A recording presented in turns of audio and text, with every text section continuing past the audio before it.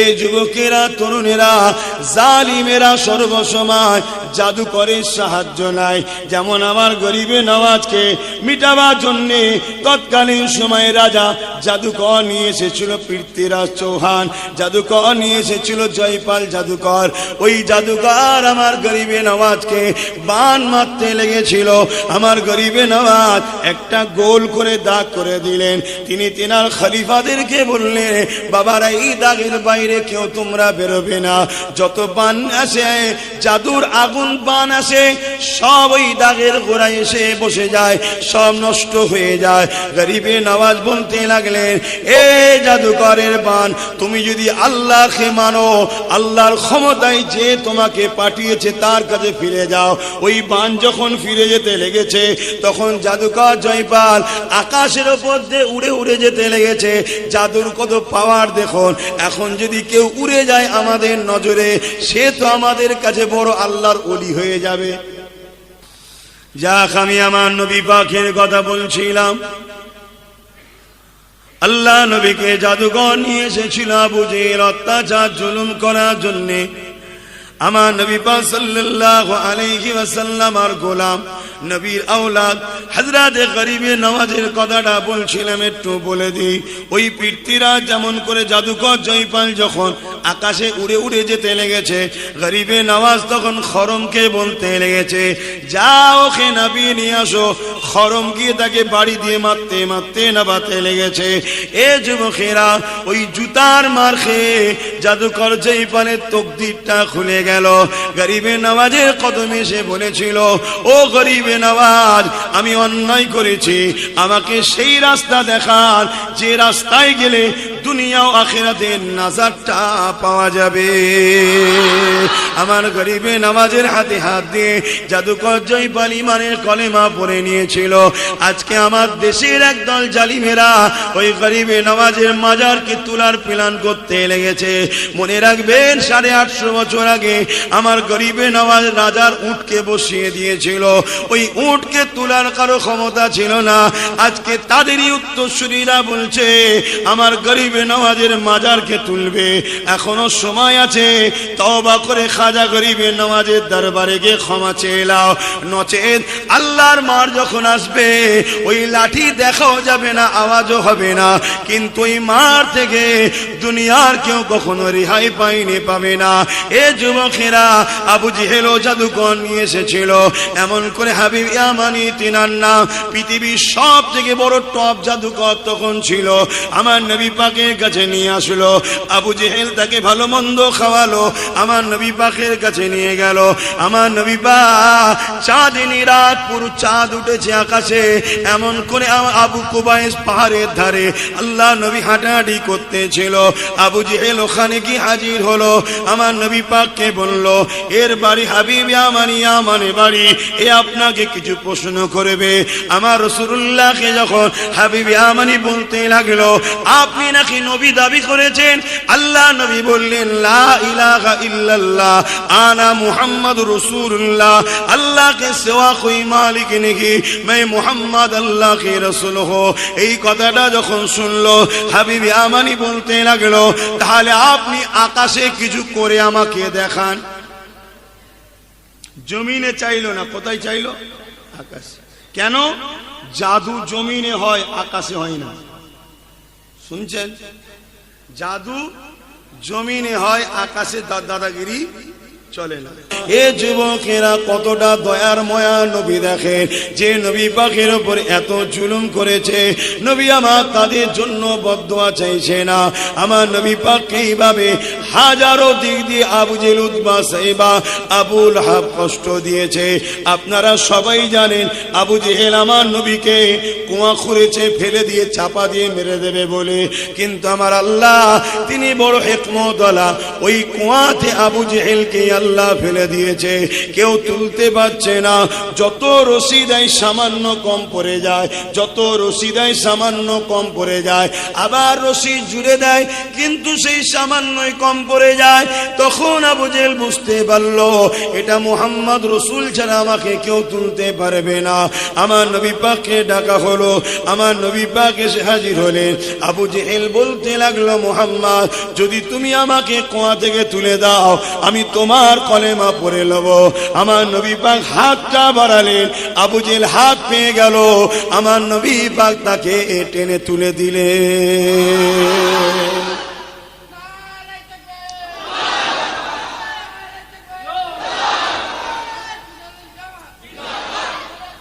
জিন্দাবাদ। এটা ছিল আমার নবীর মুজিজা। এটাই জাদু আর মুজিজার পার্থক্য। এটা মুজিজা, আল্লাহ জমিনের নিচু ভাগকে হুকুম করলো উপর দিকে ওঠো, জমিন তাকে তুলে তুলে উপরে চলে এলো। আমার নবী হাত দিলেন, উঠে তুলে দিলেন। কিন্তু বেঈমান উঠার পরে কি বলছে, মুহাম্মদ তুমি বড় জাদুকর। নাউজুবিল্লাহ। আমার নবী কি জাদুকর? তাহলে আমার নবীকে কষ্ট লেগেছে না লাগেনি কথাটা? এভাবে আমার নবীকে হাজারো দিক দিয়ে কষ্ট দিয়েছে। অথচ জাদুকর তো আবু জেহেল নিয়ে এসেছিল আমার নবী পাককে দমন করার জন্য। আবু জেহেল তৎকালীন সময়ে পৃথিবীর সব থেকে বড় জাদুকর হাবিবে আমানিকে বোকার করে ভাড়া করে নিয়ে এসেছিল, যাতে করে মুহাম্মদ রাসূলকে হাবিবে আমানি পরাজিত করতে পারে। এই যুবকেরা, তরুণেরা, জালিমেরা সর্বসময় জাদুকরের সাহায্য নেয়। যেমন আমার গরিবে নওয়াজকে মিটাবার জন্য তৎকালীন সময়ে রাজা জাদুকর নিয়ে এসেছিল পৃথ্বীরাজ চৌহান, জাদুকর নিয়ে এসেছিল জয়পাল জাদুকর। ওই জাদুকর আমার গরিবে নওয়াজকে বান মারতে লেগেছিল। আমার গরিবে নওয়াজ একটা গোল করে দাগ করে দিলেন। তিনি তেনার খলিফাদেরকে বললেন, বাবারা এই দাগের বাইরে কেউ তোমরা বেরোবে না। যত বান আসে, জাদুর আগুন বান আসে, সব ওই দাগের গোড়ায় এসে বসে যায়, সব নষ্ট হয়ে যায়। গরিবে নওয়াজ বলতে লাগলেন, এ জাদুকরের বান, তুমি যদি আল্লাহকে মানো, আল্লাহর ক্ষমতায় যে তোমাকে পাঠিয়েছে তার কাছে ফিরে যাও। ওই বান যখন ফিরে যেতে লেগেছে, তখন জাদুকর জয়পাল আকাশের ওপর দিয়ে উড়ে উড়ে যেতে লেগেছে। জাদুর কত পাওয়ার দেখুন। এখন যদি কেউ উড়ে যায় আমাদের নজরে, সে তো আমাদের কাছে বড় আল্লাহর ওলি হয়ে যাবে। কি ভাববেন না? ভাববেন না? আরে বিরাট বড় আল্লাহর ওলি উড়ছে। আল্লাহর ওলি হওয়ার জন্য উড়া শর্ত নয়। আল্লাহর ওলি সে যে নবীর সুন্নতে জিন্দেগি কাটায়। জোরে বলুন সুবহানাল্লাহ। আপনাদের বলে যায় আগামী দিন অনেক চমৎকার আসবে, অনেক কিছু হবে। আপনি কারো কাছে যাবেন, হঠাৎ করে সে বলবে, তুই আজকে ঘরে এই খেয়ে এসেছিস, যা খেয়েছেন হয়তো বলে দেবেন। আপনি দেখে ঘাবড়ে যাবেন না, তাকে দেখবেন নবীর সুন্নতে চলে কিনা। হয়তো আবার আপনাকে বলে দিতে পারে, তোর ওই জায়গার জমিটা অমুকজন দখল করছে, তুই বড় পেরেশানে আছিস না। নানা রকম কথা আপনার বলে দেবে। আপনি ভাববেন কি করে বলছে তাহলে আল্লাহর ওলি? এই বলে দেওয়াটা ওলিদের শর্ত নয়। হ্যাঁ, ওলিদের কারামত আছে, কিন্তু ওলি হওয়ার শর্ত হলো নবীর সুন্নতে তাকে জীবন করতে হবে। যার দিলে নবী নেই, যে নবীকে অনুসরণ করে চলে না, সে যদি আকাশেও ওড়ে, তাকে ওলি বলে মানা।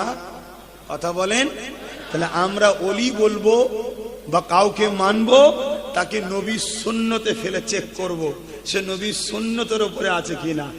মসজিদে নামাজ হয়, ও বেটা নামাজ পড়ছে না, বলছে আমি আল্লাহর ওলি। আরে আমার নবীর থেকে বড় কেউ আছে নাকি নবী নামাজ ছেড়েছে কোনোদিন? তাহলে এগুলো ভাবতে হবে যে ওর মধ্যে নবী আছে কিনা দেখতে হবে, নাই কিন্তু ধ্বংস যেতে হবে। আখরি জবানায় অনেক কিছু আসবে। আমার নবী বলেছেন, সুলাইমান নবী যেসব জেনগুলোকে বন্দি করে ফেলে দিয়েছিল পানিতে, আখরি জবানায় ওই জেনগুলো ছাড়া পাবে। বিরাট বিরাট সুন্দর দাড়ি, টুপি, নুরানি চেহারা, চেহারা থেকে যেন মনে হচ্ছে কি বলে গ্লেমার টপকাচ্ছে। এত সুন্দর দেখতে সেজে গুজে আসবে, তসবিহ হাতে, একদম সবসময় সুবহানাল্লাহ, আল্লাহু আকবার, আস্তাগফিরুল্লাহ। দেখলে মনে হবে ফেরেশতা নেমে এসেছে। আল্লাহ নবী বলছেন, এরা আমার উম্মতকে সবকিছু দেবে, কিন্তু আমার উম্মতের ঈমান কিরা বার করে নেবে। অতএব আমার নবী বলে গেছে, তাদেরকে তোমরা ফলো করবে, আমি নবী তাদের দিলে আছি কিনা। যদি আমি নবী তাদের দিলে না থাকি, তোমরা জানবে এরা হলো ধোঁকাবাজ মুনাফিক, এদেরকে মানবে না।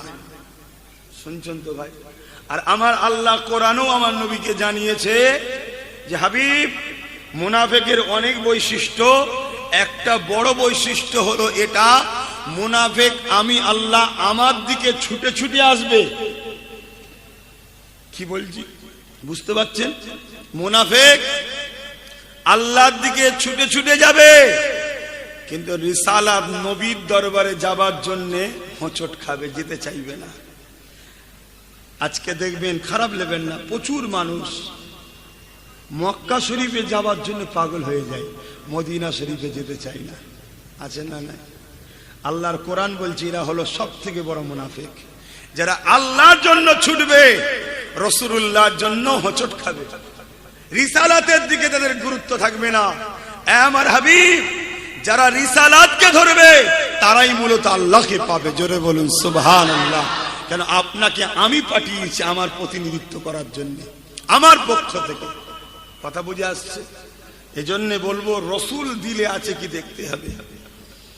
মক্কা হলো ইবাদতের মারকাজ, মক্কা শরীফ ইবাদতের মারকাজ।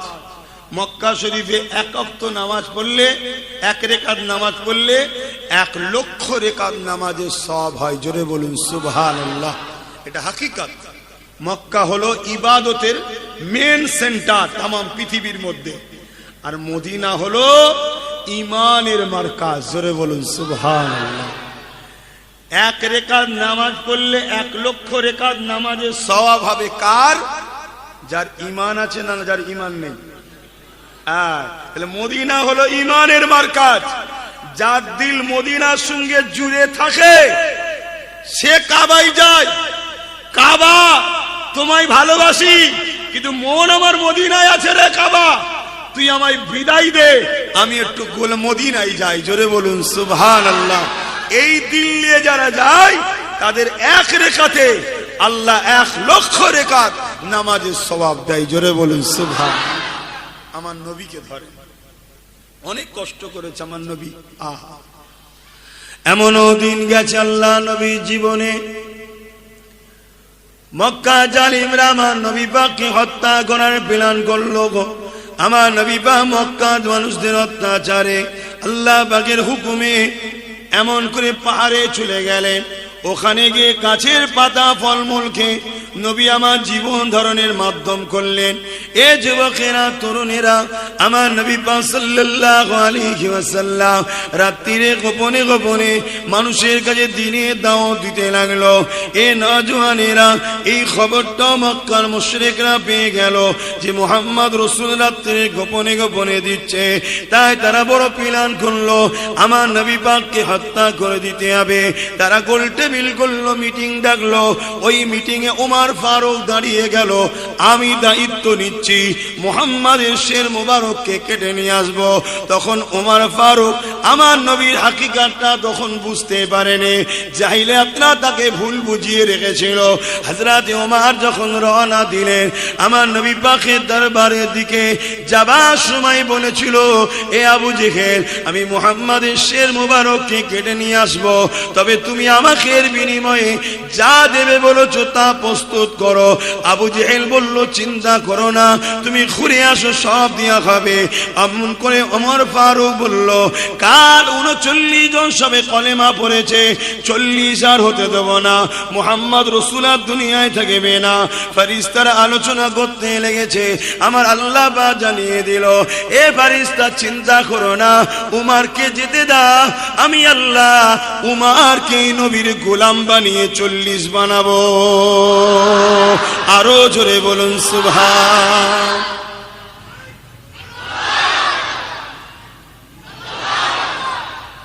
যারা ইসলামের পিছনে লেগেছে তাদের ঘরের লোককে আল্লাহ ইসলামের মধ্যে ঢুকিয়ে দিয়েছে। জোরে বলুন সুবহান। আমেরিকার বুশ কোরআন আমেরিকাতে ব্যান করে দিয়েছিল, ইসলামকে ব্যান করে দিয়েছিল। বুশের নাম শুনেছেন? আমার আল্লাহ, বুশের কোনো পুত্র সন্তান নেই, তার একটা কন্যা সন্তান ছিল। আমার আল্লাহ ওই কন্যাটাকে ইসলামের নূর তার হৃদয়ে দিল, সে কলেমা পড়লো, ইসলাম কবুল করলো, আবার হাফেজে কোরআন ওকত দিল। জোরে বলুন সুবহানাল্লাহ। ওর ঘরেই কোরআন পড়ছে সব সময়। আল্লাহ কত মহান বুঝতে পাচ্ছেন? অতএব দিলে আল্লাহ ও রসুলকে রাখেন, পৃথিবীর কোন শক্তিকে দেখে ভয় খাবার দরকার নেই। আল্লাহ আছে, আছে না? না আছে, কোনো টেনশন নেই, আল্লাহ আছে। যাদের হৃদয়ে তাকওয়া আছে, আল্লাহর ভয় আছে, খোদার ভয় আছে, পরহেজগারি আছে, নবীর প্রেম ও আদব আছে, তাদের চিন্তার কোনো কারণ নাই। চিঙ্গিস খান নাম শুনেছেন? শুনেছেন? ইসলামের একটা বড় দুশ্মন ছিল, ইতিহাসের বড় আতঙ্কের নাম হলো চিঙ্গিস খান। 1 কোটির উপরে মুসলমানকে মেরেছে, কয়েক লক্ষ আলেম উলামাকে মেরেছে। একটা সময় চিঙ্গিস খান একটা বড় মাদ্রাসার উপরে হামলা করলো, বড় মাদ্রাসা। আজকেও মাদ্রাসার উপরে হামলা হচ্ছে না, হয়নি? এটা নতুন নয় ভাই, এই পুরাতন। এ হবে, এটা হবে, কিন্তু আমাদের ঘরে মজবুত হতে হবে। চিঙ্গিস খান ওই মাদ্রাসায় যতজন ছিল সবাইকে বন্দি করলেন, বন্দি করে কাতার দিলেন, 3টে কাতারে বিভক্ত করলো। ঘোড়ার পিঠে বসে আছে, সৈন্য সামন্তর আছে।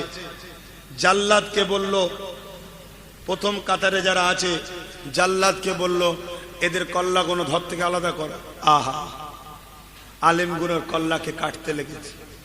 তারা দাঁড়িয়ে দাঁড়িয়ে কলমা পড়ছে, শাহাদাত হচ্ছে, জান্নাতি হচ্ছে। জোরে বলুন সুবহানাল্লাহ। ওই প্রথম কাতারে একটা বুজুর্গ আলেম ছিলেন, বয়সওয়ালা। কোন কারণবশত তার দিল চেয়েছে হোক, যাই হোক, প্রথম কাতার থেকে দ্বিতীয় কাতারে চলে গেছে। এই কাটা দেখে চিঙ্গিস খান দেখেছে, কিছু বলেনি। আবার জাল্লাদকে হুকুম করলো দ্বিতীয় কাতারের আলেমদের গর্দান উড়াও। ওই মুরব্বী বাপ মাওলানা সাহেবটা উলামা, আবার তিনি তৃতীয় কাতারে চলে গেলেন।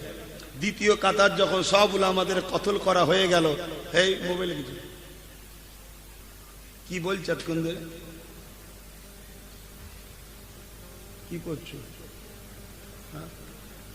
কেন করছো? মানা করল, তুলে তো অন্য জায়গায় দেখলে। এরম ডিস্টার্ব করলে না, এমনি তো কথা বলতে পারছি, আবার ডিস্টার্ব করলে হয়। এদিকে শোনেন, ওই চিঙ্গিস খান তখন ওই মুরব্বী উলামাটাকে বলছে, এবারে মাওলানা তোমায় বাঁচাবে কে? প্রথম কাতার থেকে দ্বিতীয় কাতার, দ্বিতীয় কাতার থেকে তৃতীয় কাতার, এবার যাবে কোথায়? আল্লাহ পাকের আলেম বান্দার জবান থেকে বেরোচ্ছে, আল্লাহ আছে। জোরে বলুন সুবহানাল্লাহ, আরো জোরে বলুন সুবহানাল্লাহ। এই কথা শুনে চিঙ্গিস খান বড় রেগে গেল। জালিম তো রেগে গেছে আরো, বলছে আগে ওই মুরব্বীটাকে কতল করে। যেই জাল্লাদ তরোয়াল নিয়ে তার দিকে যাচ্ছে, আল্লাহ তো আছে, আছে না নাই? বলুন না, আছে না নাই? আহা, ঘোড়ার কি হলো, লাফালাফি শুরু করে, ছুট ছুট চিঙ্গিস খানকে নিয়ে। আর ওকে ধরার জন্য সৈন্য সামন্ত, ঘোড়াকে থামাবার জন্য সবাই ছুটছে। আর এ ছুট তো আলাদা ছুট, লাফালাফি করছে, কখন এদিক কখন ওদিক। চিঙ্গিস খান পিঠে বসে থাকতে পারেনি, জাল্লাদ ও তরোয়াল ফেলে দিয়ে ওই দিকে ছুটছে। আরে নেতাকে বাঁচাতে হবে না, নেতাকে বাঁচাতে হবে। এদিকে কতল বন্ধ হয়ে গেছে, ছুটছে। আর পা ফিসকেল খেয়ে এক পা যেখানে পা রাখে সেখানে জড়িয়েছে, আর এক পা ফিসিল খেয়েছে, ঘোড়ার উপর থেকে মাথা জমিনে পড়েছে। ওই অবস্থায় ঘোড়া ছুটছে, থামেনে। কখনো এ পাথরে, কখনো ও পাথরে, কখনো ও পাথরে চিঙ্গিস খানের মাথা লাগছে, ফেটে দাঁড় করে রক্ত বেরোচ্ছে, ছিন্ন বিচ্ছিন্ন হচ্ছে, কখনো মগজ বেরিয়ে এইদিকে। ঘোড়া ততক্ষণ পর্যন্ত ছুটছে যতক্ষণ না চিঙ্গিস খান মরেছিল। যখন মরে গেল, ঘোড়া দাঁড়িয়ে গেল। জোরে বলুন সুবহানাল্লাহ, আরো জোরে বলুন। আল্লাহ জালিমদের ঘরে ছাড় দেয়, ছেড়ে দেয়নি। আমার মুসলিম ভাই, আপনারা যেন জালিম হবেন না। জালিমদের ঘরে কিন্তু আল্লাহ নগদ দুনিয়াতেও বিচার করে, আখিরাতে তো আছে। কোন একটা জালিম দেখাতে পারবে না তাকে আল্লাহ ছেড়েছে। যাক, আমি আমার নবী পাকের কথা বলছিলাম। আল্লাহ নবীকে জাদুঘর নিয়ে এসেছিল আবু জেহেল অত্যাচার জুলুম করার জন্যে। আমার নবী পাক সাল্লাল্লাহু আলাইহি ওয়াসাল্লাম আর গোলাম নবীর আওলাদ হযরত গরিবে নওয়াজের কথাটা বলছিলাম, একটু বলে দিই। ওই পৃথ্বীরাজ যেমন করে জাদুকর জয়পাল যখন আকাশে উড়ে উড়ে যেতে লেগেছে, গরিবে নওয়াজ তখন খরমকে বলতে লেগেছে, যাও খে নবী নিয়ে আসো। খরম গিয়ে তাকে বাড়ি দিয়ে মারতে মারতে নাবাতে লেগেছে। এ যুবকেরা, ওই জুতার মার খেয়ে জাদুকর জয়পালের তকদিরটা খুলে গেল। গরিবে নওয়াজের কদমে এসে বলেছিল, ও গরিবে নওয়াজ, আমি অন্যায় করেছি, আমাকে সেই রাস্তা দেখান যে রাস্তায় গেলে দুনিয়া ও আখিরাতের নাজারটা পাওয়া যাবে। আমার গরিবে নওয়াজের হাতে হাত দিয়ে জাদুকর জয়পাল ইমানের কলেমা পড়ে নিয়েছিল। আজকে আমার দেশের একদল জালিমেরা ওই গরিবে নওয়াজের মাজারকে তোলার প্ল্যান করতে লেগেছে। মনে রাখবেন, 850 বছর আগে আমার গরিবে নওয়াজ রাজার উটকে বসিয়ে দিয়েছিল। ওই উটকে তোলার কারো ক্ষমতা ছিল না। আজকে তাদেরই উত্তরসূরিরা বলছে আমার গরিবে নওয়াজের মাজারকে তুলবে। এখনো সময় আছে, তওবা করে খাজা গরিবে নওয়াজের দরবারে গিয়ে ক্ষমা চেয়ে নাও, নচেত আল্লাহর মার যখন আসবে ওই লাঠি দেখাও যাবে না, আওয়াজও হবে না, কিন্তু ওই মার থেকে দুনিয়ার কেউ কখনো রেহাই পাবে না। এ যুবকেরা, আবু জেহেল জাদুকর নিয়ে এসেছিল। এমন করে হাবিব ইয়ামানি তিনার নাম, পৃথিবীর সব থেকে বড় টপ জাদুকর তখন ছিল। আমার নবী পাকের কাছে নিয়ে আসলো। আবু জেহেল তাকে ভালো মন্দ খাওয়ালো, আমার নবী পাকের কাছে নিয়ে গেল। আমার নবী পাক চাঁদনি রাত, পুরো চাঁদ উঠেছে আকাশে। এমন করে আবু কুবাইস পাহাড়ের ধারে আল্লাহ নবী হাঁটাহাঁটি করতেছিল। আবু জেহেল ওখানে কি হাজির হলো। আমার নবী পাককে বলল, এর বাড়ি হাবিব ইয়ামানে বাড়ি, এ আপনাকে কিছু প্রশ্ন করবে। আমার রাসূলুল্লাহকে যখন হাবিব ইয়ামানি বলতে লাগলো, আপনি নাকি নবী দাবি করেছেন। আল্লাহ নবী বললেন, লা ইলাহা ইল্লাল্লাহ আনা মুহাম্মাদুর রাসূলুল্লাহ, अल्लाह के सिवा कोई मालिक नहीं, मैं मोहम्मद अल्लाह के रसूल हो। এই কথাটা যখন শুনলো হাবিব ইয়ামানি বলতে লাগলো, তাহলে আপনি আকাশে কিছু করে আমাকে দেখান। জমিনে চাইলো না, কোথায় চাইলো? আকাশে। কেন? জাদু জমিনে হয়, আকাশে হয় না। শুনছেন? জাদু জমিনে হয়, আকাশে দাদাগিরি চলে না। কিন্তু আবু জেহেল তো মূর্খ, ও তো জানে না। ও নিয়ে এসছে ব্যাটালিয়ান যে আজ আমি জিতবো, আর জিতবার খুশিতে অনেক লোক লিয়ে গেছে, অনেক লোক লিয়ে গেছে, যাতে করে হই হাই করে মোহাম্মদ রসুলকে অপমান করে করে আসবে, খুশি হবে। বাবেরা, নওজওয়ান তরুণীরা, এ আমার নবী পাকের প্রেমিকেরা, হাবিব ইয়ামানি আমার রাসূলুল্লাহকে যখন বলল আকাশে কিছু করে দেখান, আল্লাহ নবী যখন আকাশের দিকে মুখটা তুললেন, আহারে চেহারায় অদ্দুহা, যার চেহারার কসম আমার আল্লাহ কোরআনে খেয়েছে, ওই চেহারা যখন আকাশের দিকে উঠলো, আমার নবী পাক ওই পূর্ণিমা চৌধুরী চাঁদকে দেখতে পেল। হাবিব ইয়ামানিকে লক্ষ্য করে বলল, ও হাবিব ইয়ামানি, এই চাঁদটা দুটুকরো করে দিলে কি হবে? হাবিব ইয়ামানির মুখের কথা বন্ধ হয়ে গেল, কেননা সে অবাক হয়ে যাচ্ছে, চাঁদ কি আবার কেউ দুটুকরো করতে পারে নাকি? কিন্তু হাবিব ইয়ামানি জানে না, জিনার সঙ্গে কথা বলছি, ওই চাঁদটা হলো ইনারি গোলাম, কেননা আমার নবীর নূর থেকে ওই চাঁদকে আল্লাহ তৈরি করেছে। হাবিব ইয়ামানির মুখে আর কোনো কথা নাই। আল্লাহ নবী সাদাত উঙ্গলিটা চাঁদের দিকে ইশারা করলো, সঙ্গে সঙ্গে চাঁদ নবী পাকের ইজ্জতের জন্য, নবী পাকের প্রেমের বহির প্রকাশ করার জন্য, গোলামীর ইজহার করার জন্য, এ নবীর উম্মতেরা, আমরা চাঁদের থেকেও দামি আল্লাহ বানিয়েছে। আমরা তো লম্বা লম্বা করে গলা আওয়াজ তুলে বলি আমরা নবীর উম্মত। যদি প্রত্যেকটা একটা করে ছুরি দেওয়া হয় আর বলা হয় জানটা বার করে দাও, কেউ দিতে পারবে না। জানতো দূরের কথা, যদি বলা হয় একটা উংলি কেটে দাও আমার নবীর জন্যে, আমরা দিতে পারবো না। কিন্তু আকাশের চাঁদ বিশ্বকে দেখিয়ে দিল গোলামি কাকে করতে দেখেলে, গোলাম কিভাবে হতে হয় দেখেলে। আমার নবীর শান মর্যাদার ব্যাপার যেখানে হয়েছে, যতই কষ্ট হোক না কেন কোনো প্রশ্ন নাই, নিজে থেকে নিজেকে পুরো দুটুকরো করে দিয়ে এক ফালি পাহাড়ের আবু কুবাইসের এই মাথায় আর এক ফালি আবু কুবাইস পাহাড়ের ওই মাথায়, এইভাবে মধ্যরাত পর্যন্ত চাঁদ আমার নবীর প্রেমের ইজহার করে দিল। আরো জোরে বলুন সুবহান।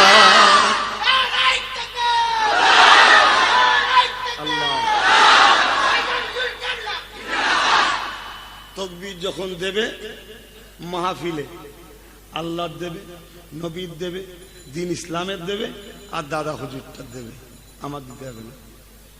আমি এমন কিছু বিরাট হয়ে যাইনি যে তকবীর নিতে হবে।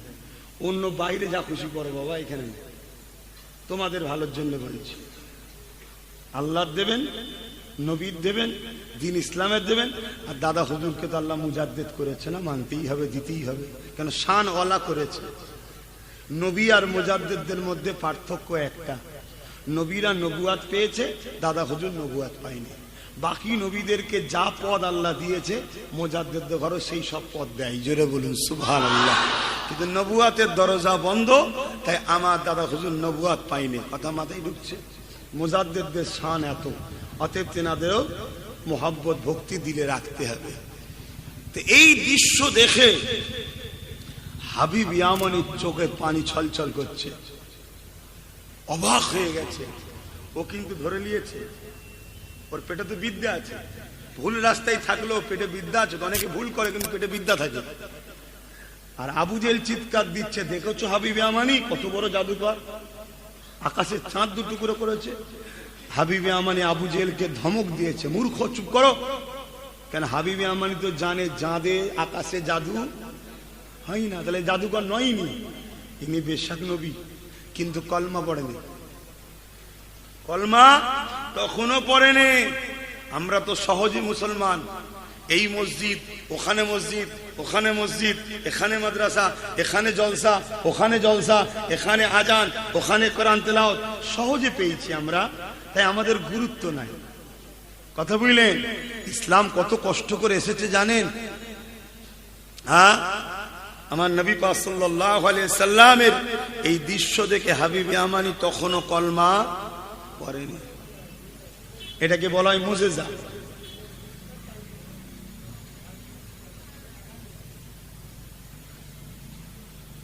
শুনছেন? অসুবিধা হচ্ছে?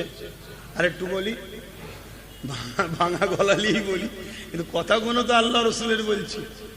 গলা নিয়ে কি করবেন? কথাগুলো নেন। হ্যাঁ, কথা বলতে কষ্ট হচ্ছে, কেন নরমাল আল্লাহ যা দিয়েছে সেইটাতে কথা বলার, বসে যাওয়াতে কথা বলা একটু কষ্ট হয়। কিন্তু আল্লাহ ও রসুলের কথা কষ্ট কেন, জান চলে গেলেও বলতে হবে। বলুন সুবহানাল্লাহ। সাহাবা হুজুররা বলেছে না, বলেন? হাবিব ইয়ামানি আমার নবী পাকের দিকে আগিয়ে আসলো। আল্লাহ নবীকে হাবিব ইয়ামানি বলতে লাগলো, এ মুহাম্মদ, তুমি তো চাঁদ দুটুকরো করে দিলে, আমি অবাক হয়ে গেলাম। আমার আর একটা প্রশ্ন রয়েছে, বলতে পারবে? কি প্রশ্ন? আমার হৃদয়ের মধ্যে একটা প্রশ্ন রয়েছে, যেটা আমার বড় কষ্ট দেয়। ওই কথাটা কি কথা, তুমি কি বলতে পারবে? ভাই, অন্তরের খবর কে জানে? জোরে বলেন। আমার নবী জানে না? জানে না? মক্কা তৎকালীন বেঈমানরা জানে যে নবী সে হবে যে অন্তরের খবর বলতে পারে, আর আমাদের মুফতি মাওলানারা বলছে নবীর অন্তরের খবর জানে না। তাহলে এরা কি আমার নবীর পক্ষে? এদের সঙ্গে যদি আমরা মিশি আল্লাহ নবীর শাফাত পাবো? এটাই বুঝতে হবে, এটাই বুঝতে হবে। নামাজ সবার আছে, দাড়ি সবার আছে, টুপি সবার আছে, হজ সবার আছে। আল্লাহ নবী বললেন ৭৩টা দল হবে, ৭২ জাহান্নামী, একটা জান্নাতি। ওই ৭২ দলে কি নামাজ থাকবে না? থাকবে। রোজা থাকবে না? থাকবে। হজ থাকবে না? থাকবে। দাড়ি থাকবে না? থাকবে। দান থাকবে না? থাকবে। মসজিদ বানাবে না? বানাবে। কোরআন পড়বে না? পড়বে। সব থাকবে। শুধু পড়বে নয়, আল্লাহ নবী সাহাবাদেরকে বলছেন এত সুন্দর তারা কোরআন পড়বে। এ আমার সাহাবারা, তোমাদের কোরআন পড়া তাদের কোরআন পড়ার কম্পিটিশনে তোমাদের কোরআন পড়াটাকে নিচু লাগবে, তাদেরটা উঁচু মনে হবে, এত সুন্দর পড়বে, কিন্তু হলকুনি থেকে নিচুই নামবে না। আমি নবী বলছি ওরা জাহান্নামী। শুনছেন তো? বুখারীর হাদিস এটা। আল্লাহ নবী বলছে তাদের নামাজ তাদের সেজদা এত সুন্দর হবে। এ আমার সাহাবারা, তোমাদের নামাজ ওদের নামাজের কম্পিটিশন করলে তোমাদেরটা হাকির মনে হবে, ছোট মনে হবে, ওরা আরো ভালোভাবে পড়ছে মনে হবে, কিন্তু আমি নবী বলছি ওরা বাতিল, ওরা জাহান্নামী। হুজুর কেন? এত কিছু হওয়ার পরে আল্লাহ নবী বললেন সব থাকবে, ওদের দিলে আমি নবী আমার হাইয়া থাকবে না, আদব প্রেম ভালোবাসা সম্মান থাকবে না, এজন্য ওদের আমলকে আল্লাহ বরবাদ করে দেবে। বলুন নাউজুবিল্লাহ। তাহলে মূল কোনটা? নবী। নবীকে মূল বানিয়েছে কে? আয় আল্লাহ। তাহলে সবকিছুর মালিক কে? আল্লাহ। অন্তরের খবর আল্লাহ জানে, নবীও জানে। পার্থক্য কি? এক হলে তো শিরক হয়ে যাবে, এক হলে শিরক হয়ে যাবে, এজন্যই তো ভয় দেখায়, এই শিরক করে ফেলছো। গায়েবের খবর আল্লাহ জানে, গায়েবের মালিক আল্লাহ, গায়েবের খবর আল্লাহ জানে, নবী জানে, বলছো কেন? শিরক করে ফেলছো, এই করে ভয় দেখাই তো আমাদের ঘরে।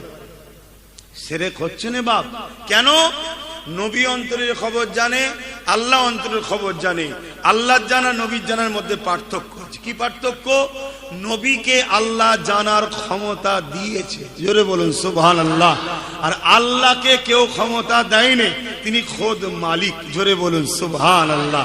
একজন খোদ মালিক আর একজনকে মালিক পাওয়ার দিয়েছে। পার্থক্য আছে না? না। যেখানে পার্থক্য থাকে সেখানে শিরক হয় না।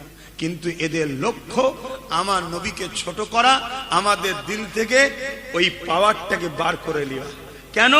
যতদিন এই দিলে পাওয়ার আছে, জালিম হুকুমাত, জালিম সন্ত্রাসেরা কখনো মিটাতে আমাদেরকে পারেনি, আর পারবে না। বদরে আমরা কিসের জোরে জিতেছিলাম? ওই পাওয়ার, সিনার পাওয়ার। উহুদে, খাইবারে, বিভিন্ন জায়গায় কিসের জোরে? ইমানের জোরে। ওই যে চিঙ্গিস খানের সামনে বলেছিল আল্লাহ আছে, উনি কিসের জোরে?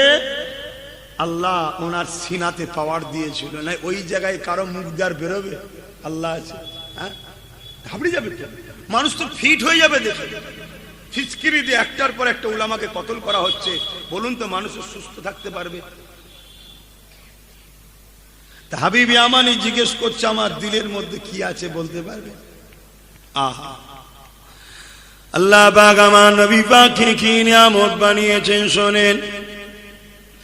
এ নওজওয়ানেরা, সাহাবা হুজুরদের যা সমস্যা হতো আমার নবী পাকের কাছে আসতেন। একদিন এক সাহাবী আমার নবীর পাকের কাছে আসলেন, ইয়া রাসূলুল্লাহ, হাবিবাল্লাহ, আমার একটা উট রয়েছে, সে বড় পাগল হয়ে গেছে, মানুষকে ধরে ধরে কামড়াচ্ছে, বড় ক্ষতি করতে লেগেছে। ইয়া রাসূলুল্লাহ, হাবিবাল্লাহ, আপনি এর সমাধান করে দিন।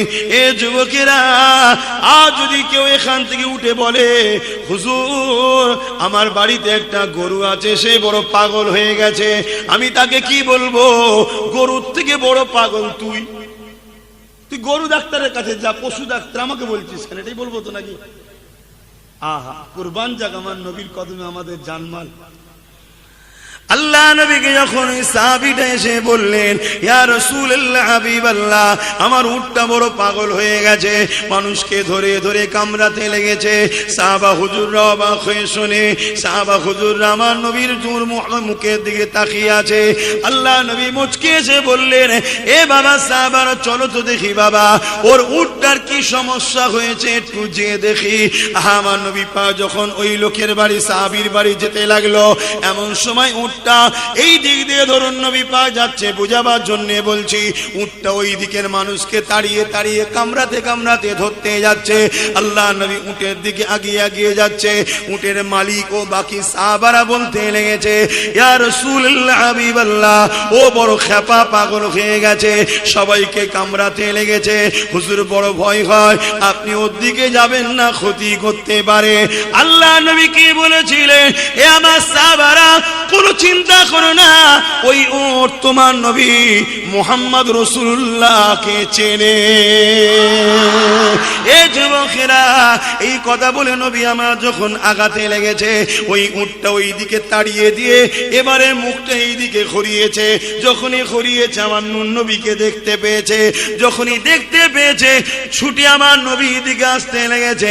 সাহাবারা চিন্তা করতে লাগলো নবী পাকের কোনো ক্ষতি না করে দেয়, কিন্তু সাহাবা হুজুররা বললেন, অবাক হয়ে গেলাম, ওই উটটা এসে নিজের মাথাটাকে আমার নবীর কদমে দিয়ে বসে যায়। আরো জোরে বলুন সুবহান। ইয়া রাসূলুল্লাহ, ভেবে দেখুন, একটা অবালা পশু আমার নবীকে চিনলো, আর এখন আমরা নবী চিনতে পারলাম না।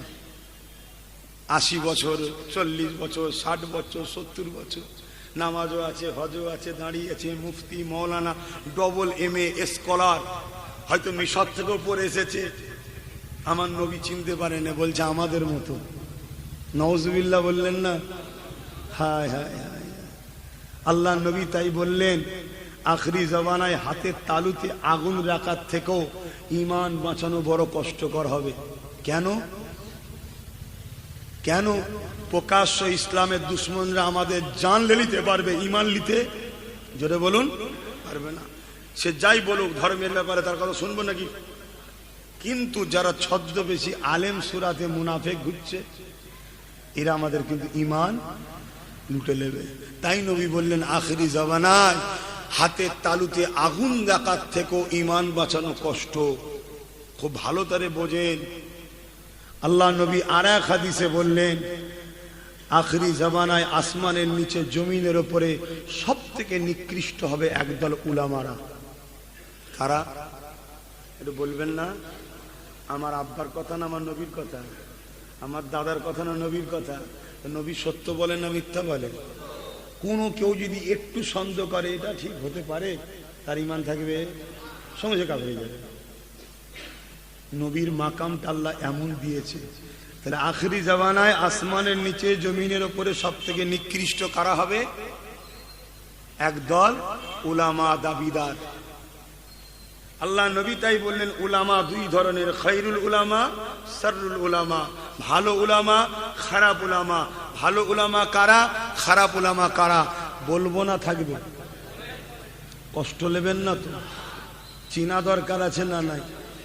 এক কথাই বলে যাচ্ছে, যারা মুখ খুলবে আল্লাহ ও রসুলের জন্য তারা হলো ভালো উলামা। জোরে বলুন সুবহানাল্লাহ।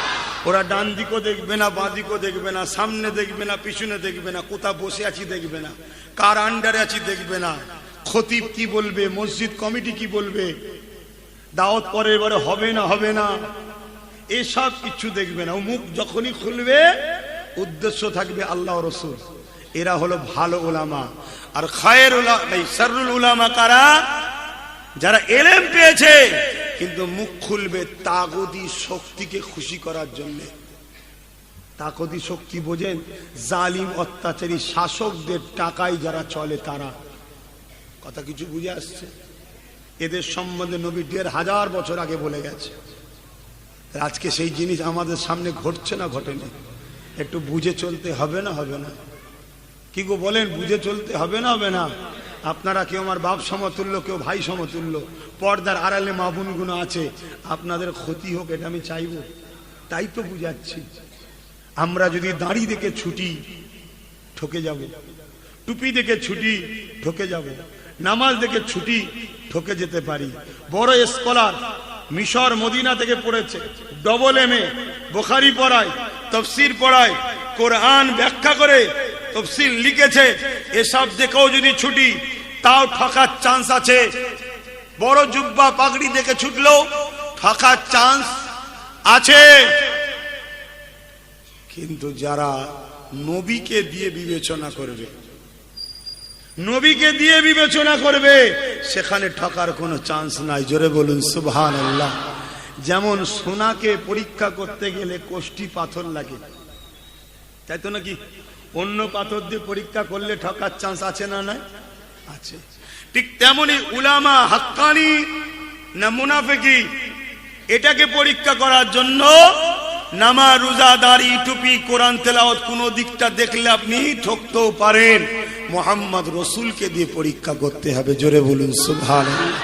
বলো মাওলানা সাহেব, বিশাল তো কেরাত পড়ছো, বিরাট তো তাফসীরুল কোরআন করছো, আমার নবী হায়াতুন নবী না মরা নবী গো? আমি কি বলছি বুঝতে পারছেন না? তাকে প্রশ্ন করা দরকার, তোমার আকীদা কি? সে যদি আমার নবীকে মরা ভাবে, কি বলবেন? তো আর কিছু লাভ আছে? অথচ তোমার পাড়ার একটা ছেলে জুম্মাতেও মসজিদে আসে না, হয়তো জুম্মাতেও আসে না, শুনছেন না শোনেন না, কিন্তু দিল থেকে বিশ্বাস করে আল্লাহ এক, আর মুহাম্মদ রাসূল যা এনেছে বার হক সত্য, আল্লাহর প্রিয় নবী আমাদের সব থেকে দামি সম্পদ। শুনছেন? ওই ব্যক্তিটা আযাব খেটে হলো একদিন না একদিন জান্নাত যাবে। জোরে বলুন সুবহানাল্লাহ। কিন্তু ওই যে লোকটা যার তেলাওয়াত, যার ইলম, যার সিজদা, যার নামাজ, তাহাজ্জুদ কাজা হয় না, কিন্তু আমার রাসূল পাক সাল্লাল্লাহু আলাইহি ওয়াসাল্লামের সম্বন্ধে ঈদে মিলাদুন নবী করাতে অ্যালার্জি, এই শুনছেন না শোনেন? ও গেলে আর কোনোদিন জাহান্নাম থেকে বেরোবে না। শুনছেন তো নাকি? কেন? মিলাদ সবার হয়, আল্লাহ ছাড়া সবার মিলাদ হয়েছে। জোরে বলুন সুবহানাল্লাহ। একমাত্র মিলাদ কার হয় না? আরে মিলাদ কার হয় না? আল্লাহর হয় না। মিলাদ মানে বাংলাতে জন্ম বলে, বাচ্চার জন্ম বৃত্তান্ত। শুনছেন তো নাকি?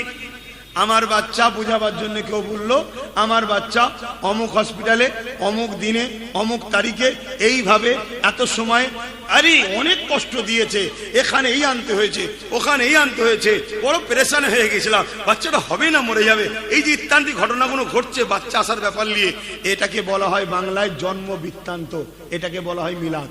কথা বুঝে আসছে? আমার নবী দুনিয়ায় আগমন করেছে না করেনি? সেটা কিন্তু বলা হয় মিলাদুন নবী। কিন্তু নবীর বিষয়ে জন্ম কথাটা আমি বলতে পারবো না, কেন আমার নবীর শানে সব ওয়ার্ড ব্যবহার করা যায় না। যেমন আজকে কিছু কিছু মানুষ বলছে, নাউজুবিল্লাহ, কি করে বলি বলেন না, নবী নাকি ভিখারির বাচ্চা, এরকম কথা শোনা যাচ্ছে না, যায় না? হ্যাঁ, এই যে কথাটা, এই কথাটা বলা যায়? আরে আমার নবী তো দোনো জাহানের সুলতান। নবীর দাদা ছিল মক্কার সর্দার, নবীর দাদা অর্থাৎ নবী পাকের আব্বা হযরতে আব্দুল্লাহ ইন্টারন্যাশনাল বিজনেসম্যান ছিলেন। শুনে রাখো বন্ধু, কোন নবীদের সামনে এই ধরনের ওয়ার্ড ব্যবহার করলে এটা অপমানজনক ওয়ার্ড, এর জন্য কাফের হয়ে যায়। কথা মাথায় ঢুকছে? এবারে হতে পারে কেউ রানিং এ মিস্টেক বলে ফেলেছে, হতে পারে না, পারে না, সে ইচ্ছা করে বলেনি, মেমোরিতে তার নাই, রানিং এ বেরিয়ে গেছে, কথা বলতে বলতে হয়ে যেতে পারে ভাই, মানুষ মাত্র ভুল হয়। কিন্তু পরবর্তীতে তাকে কেউ ধরার পরে বলল, ভাই তোমার এটা মনে হচ্ছে মিস্টেক হয়েছে, উচিত হবে সঙ্গে সঙ্গে তার প্রকাশ্য তওবা করে লিয়া, আল্লাহ তাকে মাফ করে দেবে। বলুন সুবহানাল্লাহ। আর সে যদি তওবা না করে, ওই ব্যক্তি মারা গেলে ওর জানাজা পর্যন্ত পড়া হারাম। শুনছেন তো নাকি? আমার কথায় কষ্ট পেচ্ছেন কেন? আমি বারবার বলছি একটা কথাকে মনে রাখেন, ঈমান হলো গাছের মূল, ডালপালা শাখা পোশাক এগুলো হলো নামাজ, রোজা, দাড়ি, টুপি। যদি গাছের ডালপালা নাও থাকে, মূল থাকার জন্য গাছ বেঁচে থাকবে। একদিন না একদিন ওই মূলের কারণে ডালপালা আবার গজাবে, আবার পাতা হবে, ফলমূল হবে, অর্থাৎ সে আবার নামাজি, রোজাদার, মুত্তাকি হয়ে কবরে যাবে। কিন্তু ডালপালা সব আছে, মূলটা যদি কেউ কেটে লায়, ওই ডালপালা জীবনের মতো ধ্বংস হয়ে যাবে, আর কোনোদিন গজাবে না। আর এই মূলটা হলো হুজুর। কথা মাথায় বুঝাতে পারছি তো নাকি? অসুবিধে লিখছেন আমার আব্বা জানেরা? একটু বুঝতে বোঝে। আখরি জামানা, আল্লাহ নবী বললেন হাতের তালুতে আগুন রাখার থেকে ঈমান বাঁচানো কষ্ট। অবশ্যই উলামাদের সম্মান করতে হবে, উলামাদেরকে তাজিম করতে হবে। কেননা উলামারা হলো আল উলামা ওয়ারাসাতুল আম্বিয়া, নবী পাকের ওয়ারিস তিনারা। কিন্তু কোন উলামা? যে উলামা আপনাদের ঘরে নবীর সঙ্গে জোড়ার চেষ্টা করবে, যে উলামা মুখ খুলবে দুনিয়ার কোন জালিম অত্যাচারী দালালি করার জন্য নয়, আল্লাহ ও রসুলের দ্বীনের কথা, হক কথা বলে আল্লাহ ও রসুলকে খুশি করার জন্য বলবে। যাক, আমি আমার আলোচনার দিকে ফিরে আসতে লেগেছে। এ যুবকেরা, তরুণেরা, আমার নবী পাক সাল্লাল্লাহু আলাইহি ওয়াসাল্লামকে অনেক পরীক্ষা করেছে। তাই আবু জেহেলের সঙ্গে আসা হাবিব আমানি পরীক্ষা করতে লেগেছে। বলুন তো, আমার হৃদয়ে একটা প্রশ্ন আছে, একটা কথা, যেটা বড় বেদনাদায়ক কথা। কি কথা অন্তরের মধ্যে আছে আপনি বলতে পারবেন? এ যুবকেরা, তরুণেরা, বাপেরা, আল্লাহ নবী বলতে লাগলেন, এ হাবিব আমানি রে, তোমার একটা 8 বছরের মেয়ে আছে, যে কিনা জন্মগত প্যারালাইসিস রোগী। ওই মেয়েটা কখন সুস্থ হবে, কিভাবে সুস্থ হবে, এই নিয়ে তুমি পেরেশানের মধ্যে রয়েছো। যে এই কথাটা বললো, হাবিব আমানি চোখের আর পানি রাখতে পারেনি, চোখ দিয়ে পানি গড়াতে লাগলো। এ যুবকেরা, কিন্তু তখনও কলমা পড়েনি গো। হাবিব আমানি উটের পিঠে চেপে চলে যাচ্ছে। এত সহজে ইসলাম আসেনি, এত সহজে হয়নি রে বাপ ভাইরা। হাবিব আমানি নিজের দেশে আমানে চলে গেল। অনেক দিনের রাস্তা অতিক্রম করে যেতে হচ্ছে, কেননা প্লেন নাই, দ্রুত চালাবার গাড়ির ব্যবস্থাও নাই। এই পাহাড়ি রাস্তা ধরে ধরে হাবিব আমানি ইয়ামানে চলে গেল। ঘরের দরজায় গিয়ে আঘাত দিল। যখন দরজাটা খুলে দিয়েছে, হাবিব আমানির চোখ বড় বড় হয়ে গেছে। কি দেখতে লেগেছে? ওই যে 8 বছরের কন্যা সন্তানটা, যে কিনা জন্মগত প্যারালাইসিস ছিল, যে হাঁটতে পারতো না, দাঁড়াতে পারতো না, আমার কন্যাটা আজকে সুস্থ দাঁড়িয়ে দরজাখানা খুলে দিয়েছে। হাবিব আমানি অবাক হয়ে দেখে আর বলে, মা রে, তোমার এই অবস্থা কি করে হলো? ওই কন্যা বলতে লেগেছে, বাবা, এক রাত্রিরে খবে এক নুরানি ব্যক্তিকে দেখতে লাগলাম। সে আমাকে বলতে লাগলো, মা তুমি উঠে দাঁড়াও। আমি বলতে লাগলাম, আমি উঠতে পারি না, আমি জন্মগত প্যারালাইসিস রোগী, আমি উঠতে পারি না। ওই সময় তিনি বলতে লাগলেন, মা তুমি পারবে, তবে দিল থেকে মেনে নাও লা ইলাহা ইল্লাল্লাহু মুহাম্মাদুর রাসূলুল্লাহ। আমি পড়ে নিলাম, দিল থেকে মেনে নিলাম, এবং তিনি বলতে লাগলেন, বিসমিল্লাহ বলে এবারে উঠে দাঁড়াও।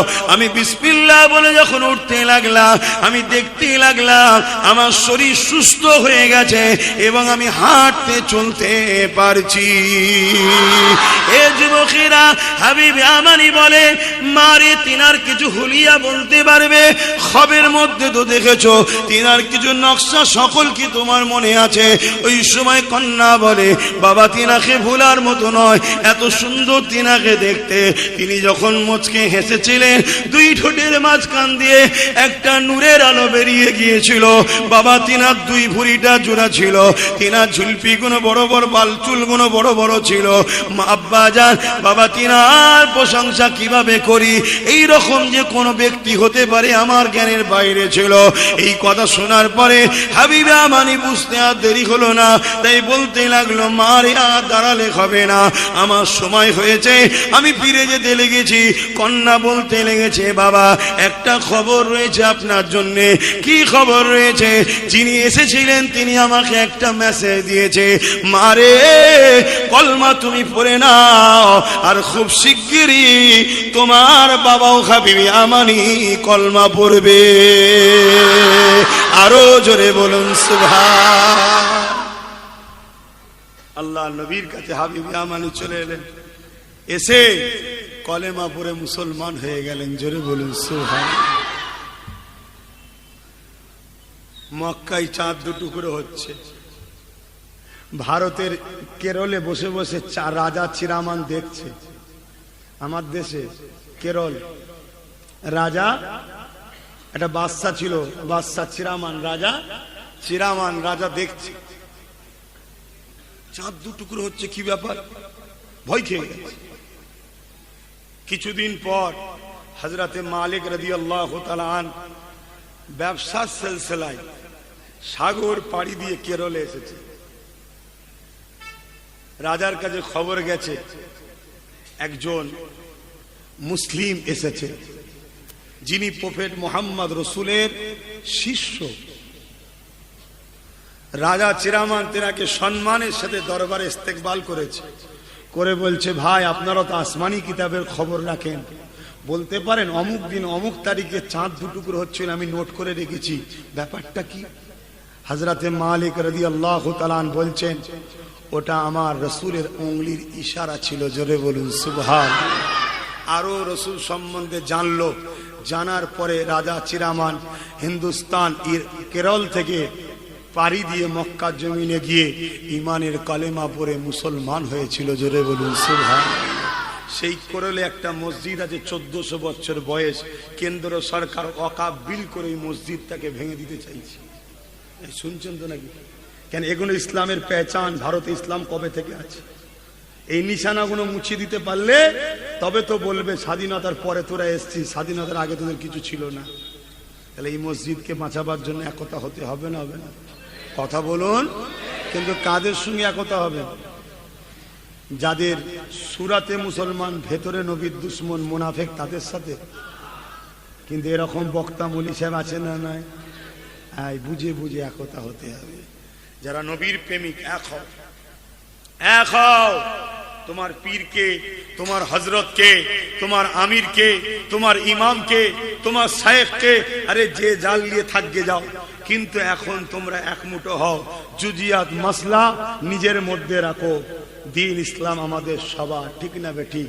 কিন্তু যারা আমার নবীর শানে গুস্তাগিমূলক কথা বলে, ওলি আউলিয়াদের শানে গুস্তাগিমূলক কথা বলে, তাদের সঙ্গে এক হওয়া যাবে কেন? এরা মুনাফেক। এরা আমাদের খবরকে গিয়ে বলে দেবে, আমাদের খবর গিয়ে বলে দেবে। বাপেরা, নওজওয়ানেরা আসেন, আমার নবী পাককে মহব্বত করেন, ভালোবাসেন। সিনার পাওয়ার ছাড়া কখনো কামিয়াবি হইনি আমরা, হতেও পারবো না আমরা। কেননা সব ক্ষমতা তাদের হাতে, যারা আমাদেরকে মিটাতে চাইছে। তাই আমাদের ক্ষমতা হলো সিনার ক্ষমতা। এই দিলেতে আল্লাহর ভয় রাখেন, নবীর মুহাব্বত ও আদব রাখেন, তাহলে মনে রাখবেন দুনিয়ার শক্তি যত বড় হোক না কেন, আমাকে আপনাকে মিটাতে পারবে না। এ নওজওয়ানেরা, এই বিষয়ে একটা কথা বলে যায়, শুনে রেখে দেন। হযরতে আবু বকর সিদ্দিক রাদিয়াল্লাহু তাআলা যখন খলিফাতুল মুসলিমিন হলেন, আল্লাহ নবী দুনিয়া থেকে রওনা দিলেন, আখিরের রাতে রাস্তায় রওনা দিলেন। হযরতে আমিরুল মুমিনিন আবু বকর সিদ্দিক খলিফা হলো। ঠিক এমনই সময় ইসলামের দুশমন রাষ্ট্রগুলো মুসাইলামাতুল কাজ্জাব নামে এক ব্যক্তিকে 90,000 সৈন্য দিল, অনেক অর্থ দিল, অনেক অস্ত্র দিল, তাকে দিয়ে নবী দাবি করিয়ে দিল। ওই মুসাইলামাতুল কাজ্জাব মিথ্যা নবী দাবি করেছিল। এ যুবকেরা, আবু বকর সিদ্দিকের কানে যখন এই খবরটা এলো, আবু বকর সিদ্দিক সাহাবা হুজুরদিওকে নিয়ে এক জায়গায় বসলেন, বসে আলোচনা পরামর্শ করতে লাগলেন। সাহাবা হুজুররা এক কথাই বলতে লাগলেন, হে আবু বকর সিদ্দিক, আপনি আমাদের আমির, আমাদের খলিফা, আপনি যা ফয়সালা দেবেন আমরা সেটাই মেনে নেব। হযরতে আবু বকর সিদ্দিক বলেছিলেন, আমার দুটো কথা। এক কথা হলো, আমি মুসাইলামাতুল কাজ্জাবকে গিয়ে বুঝাবো আল্লাহর কোরআন যেখানে বলেছে ওয়ালাখির রাসূলুল্লাহি ওয়া খাতামান নবী, সেখানে কেন তুমি কোরআনের বিরুদ্ধে, আল্লাহর পাঠানো কিতাবের বিরুদ্ধে মিথ্যা নবী দাবি করছো? যদি সে বুঝে যায় তাহলে আমি আবু বকরের কথা নাই ফিরে আসবো। যদি সে পরিবর্তন না হয়ে মিথ্যার উপরে যদি জোর দেখায়, আমি আবু বকর কেমন নবীকে ভালোবাসি, আমি চুপ থাকতে পারবো না। নবীর খতমে নবুয়াতের ইজ্জতের জন্য আমি আবু বকর মুসাইলামাতুল কাজ্জাবের বিরুদ্ধে যুদ্ধ ঘোষণা দেব। এ যুবকেরা, তরুণীরা, বাপেরা, তাই আমাদেরও উচিত হবে আজকের দিনে কেউ যদি আল্লাহর বিরুদ্ধে, কোরআনের বিরুদ্ধে, রসুলের বিরুদ্ধে, দ্বীন ইসলাম মসজিদ মাদ্রাসার বিরোধী করে, আমরা তাদেরকে বুঝাবো। যদি না বুঝতে চায়, সে যত বড় সুপার পাওয়ার হোক না কেন, বুকে তাজা খুন যদি ঢালতে হয় তাও ভালো, তার বিরুদ্ধে আমাদেরকে যুদ্ধ করতে হবে। তবেই তুমি পরকালে নবীর শাফাত পাবে, তবেই তোমার মধ্যে ঈমান থাকবে। এখানে আরো একটা মসলা জানিয়ে দিয়ে যায়। হযরত ইমাম মালিককে জিজ্ঞাসা করা হয়েছিল, ও হযরত ইমামে মালিক, কেউ যদি আমার নবীর বিরোধী করে কি করা দরকার? হযরত ইমাম মালিক বললেন, সঙ্গে সঙ্গে প্রতিশোধ নাও। যদি প্রতিশোধ না নিতে পারে, ইমাম মালিক বলছেন তার বেঁচে থাকার কোনো অধিকার নাই। আর একটা কথা বলে যায়, কোন মজলিসে আপনি বসে বসে ওয়াজ শুনছেন আর বক্তা আপনার নবীর শানে গুস্তাখি করছে, বা কোনো জায়গায় আপনি বসে আছেন, কেউ নবীর শানে আপনার সামনে গুস্তাখি করছে, আপনি যদি প্রতিবাদ না করেন, তাহলে আপনার মধ্যে ঈমান থাকবে না, বেঈমান হয়ে যাবে। এই প্রতিবাদ তিন ধরনের হয়। ক্ষমতা থাকলে হাত দিয়ে প্রতিবাদ করো, যদি হাতে ক্ষমতা না থাকে তাকে মুখ দিয়ে প্রতিবাদ করো, যদি মুখেও ক্ষমতা না থাকে জনমের মতো ওই মানুষটাকে ঘৃণা করে তার থেকে দূরে সরে যান। এই তিনটের মধ্যে কোনোটা যদি না থাকে তোমার মধ্যে, তাহলে ঈমান নাই। এ যুবকেরা, আসেন আলোচনার দিকে আবার যায়। হযরতে আবু বকর সিদ্দিক মুসাইলামাতুল কাজ্জাবের কাছে যাচ্ছে। মুসাইলামাতুল কাজ্জাব 90,000 সৈন্য দিয়ে নিজেকে ঘিরে রেখেছে, সবার হাতে অস্ত্র রয়েছে, অনেক মানি দিয়েছে ইসলামের দুশমন রাষ্ট্রগুলো। এই জন্য মুসাইলামাতুল কাজ্জাবের কাছে যাবার সময় আবু বকর সিদ্দিক 10,000 সৈন্য নিয়ে যাচ্ছে, অর্থাৎ আমার নবী পাকে 10,000 যুবক সাহাবাদের সাথে নিয়ে যাচ্ছে। কেননা ওর কাছে 90,000 আছে, আবু বকর সিদ্দিক 10,000 নিয়ে যাচ্ছে। সংখ্যাটা আবু বকর সিদ্দিকের বেশি না মুসাইলামাতুল কাজ্জাবের বেশি? বলুন, অনেক বেশি। কোথাও 10,000, কোথাও 90,000। হযরতে আবু বকর সিদ্দিক মুসাইলামাতুল কাজ্জাবের কাছে পৌঁছে গেল। মুসাইলামাতুল কাজ্জাবকে বুঝাতে লাগলো, এ মুসাইলামাতুল কাজ্জাব, কেন তুমি ফিতনা করো? কেন তুমি সমাজের মধ্যে বিভ্রান্তি ছড়াও? আল্লাহ কোরআনে যেখানে প্রকাশ্য ঘোষণা করেছে, ওয়ালাকি রাসূলুল্লাহ ওয়া খাতামান নবী, আমার নবী পাক হলো শেষ নবী, এরপরে তুমি কেন নবী দাবি করতে গেলে? তুমি এই কথা থেকে উইথড্র করে নাও, ফিরে আসো। মুসাইলামাতুল কাজ্জাব আবু বকর সিদ্দিক বুঝাতে লেগেছে, কিন্তু আবু বকর সিদ্দিকের কথা মুসাইলামাতুল কাজ্জাব কান দিচ্ছে না। ওর ব্রেনে অন্য কথা চলছে। কি কথা চলছে? মুসাইলামাতুল কাজ্জাব দেখতে লেগেছে আবু বকর সিদ্দিকের দিকে 10,000, আমার দিকে 90,000। এই সুযোগে ওকে ছাড়লে হবে না। শুনছেন তো নাকি? আবু বকর সিদ্দিকের দিকে 10,000 আর আমার দিকে 90,000। আমি মুসাইলামাতুল কাজ্জাবের ক্ষমতা বেশি, আমার পিছনে পৃথিবীর বড় বড় ইসলামের দুশমন রাষ্ট্রগুলো সাথ দিয়েছে। অতএব এই সুযোগে আবু বকর ও তার সাথীদের ঘরে খালাস করে দিতে হবে। যেমন আজকে আমার দেশেও কেউ কেউ ভাবছে ক্ষমতা আমাদের হাতে, সারা রাস্তা ভালো আসছে, মসজিদের সামনে এসে নাচছে। বুঝতেন না, বোঝেন না? আজকে আমার দেশের কেউ কেউ ভাবছে ক্ষমতা আমার হাতে, মিলিটারি আমার হাতে, পুলিশ আমাদের হাতে, ওয়াকফ বিল করে সব লেলাও। শুনছেন না? শুনেন। কিন্তু তিনাদের তো ভাবা দরকার, ইতিহাস তো জানা দরকার, ইতিহাস তো পড়া দরকার। আরে জালিমের সাথে সৃষ্টিকর্তা থাকে না, জালিমের সাথে আল্লাহ থাকে না, মজলুমের সঙ্গে আল্লাহ থাকে। জোরে বলুন সুবহানাল্লাহ। মজলুম যতই দুর্বল হোক, কামিয়াবি মজলুমেরই হয়। জোরে বলুন সুবহানাল্লাহ। তাহলে আমাদের দিকে আল্লাহ আছে না নাই? ঘাবড়ে যাচ্ছেন তাহলে? না, ঘাবড়াবার কিছু নেই। ওদের হাতে সব, ওদের হাতে সব, ওদের হাতে সব। হ্যাঁ, আমার গাড়িটা এসে পৌঁছালো, একটু খোঁজ লাভ। কেন আমি তো সেই কোথায় সরু রাস্তা বন্যারে বলছিল, বুঝে গেল মনে বসছিল, বুঝে গেল।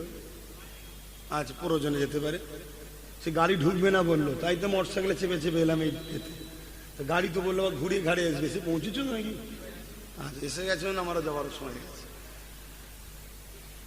অসুবিধা হচ্ছে আপনাদের?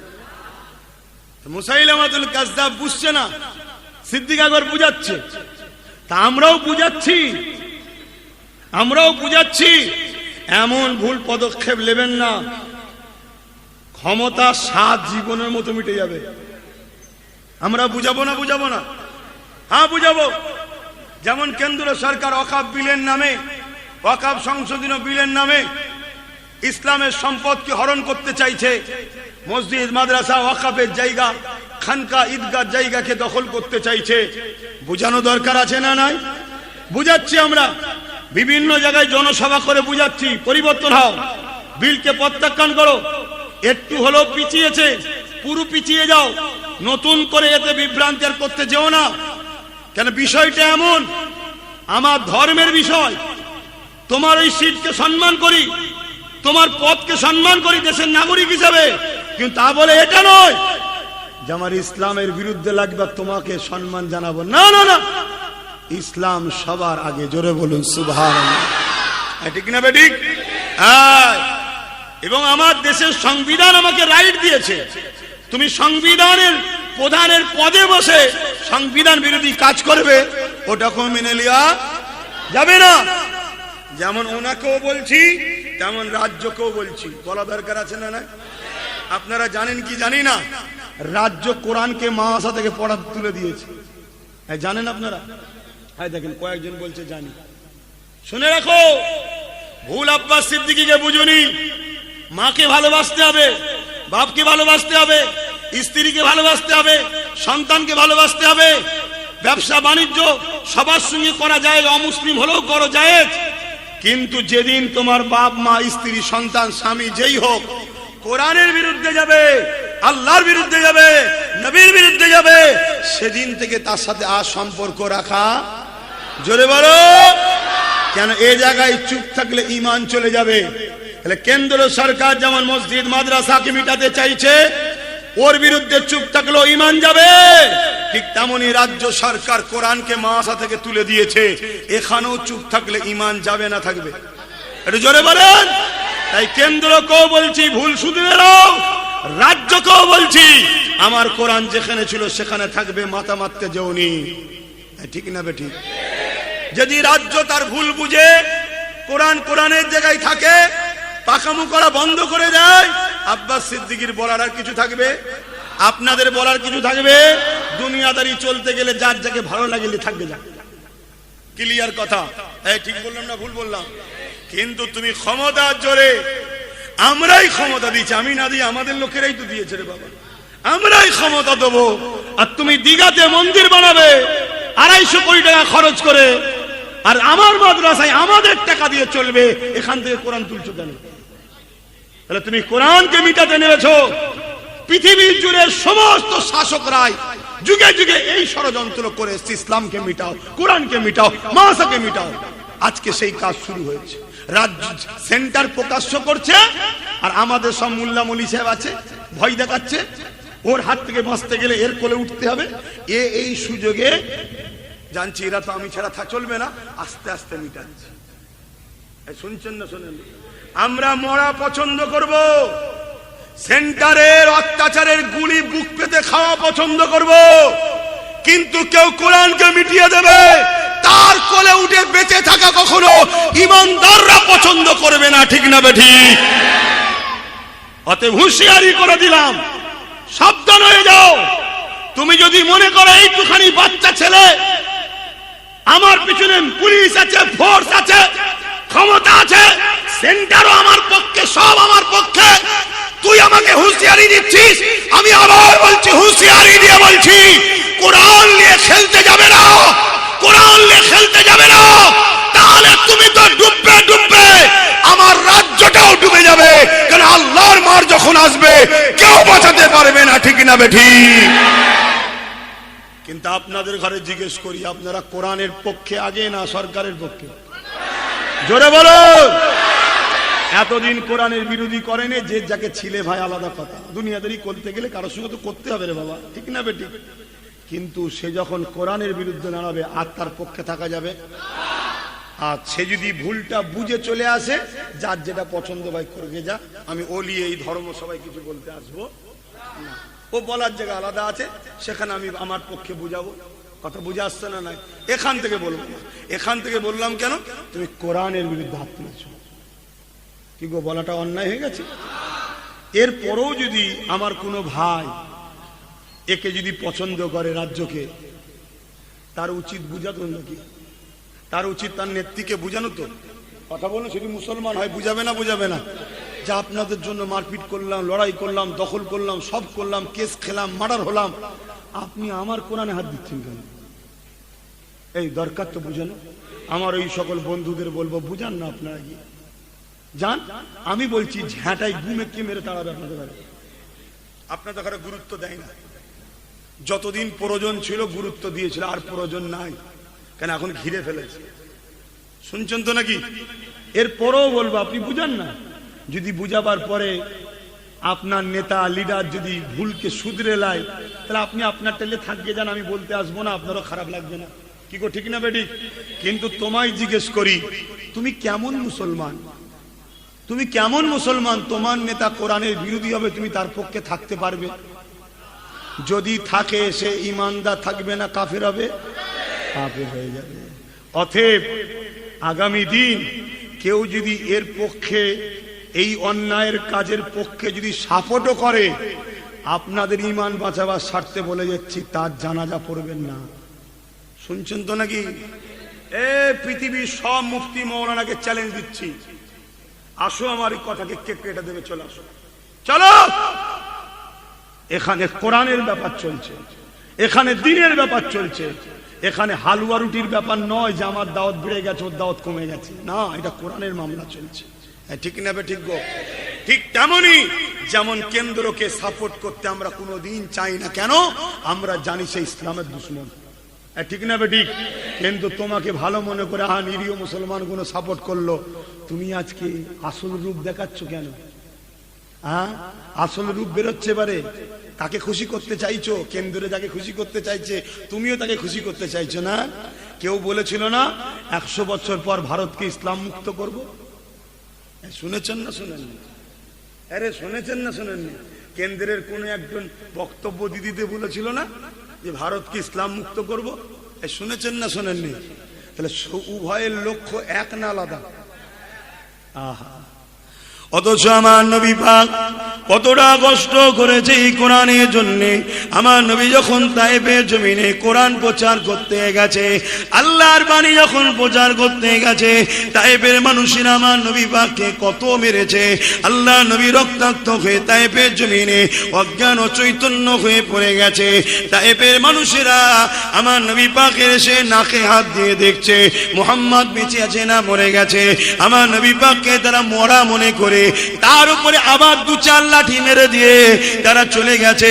তোমার অন্তরে যদি যাররা পরিমাণ ঈমান থাকে, হতে পারো তুমি সারাবি, হতে পারো তুমি বেনামাজি, হতে পারো তুমি গান শুনেছো, সিনেমা দেখেছো, তুমি গুনাহ করেছো, যদি যাররা পরিমাণ ঈমান থাকে, যারাই আমার মসজিদ মাদ্রাসা দ্বীনের দুশমন হবে বা কোরআনকে বন্ধ করে দিবার প্ল্যান করবে, এদেরকে সাপোর্ট কখনো ঈমানদার করতে পারে না।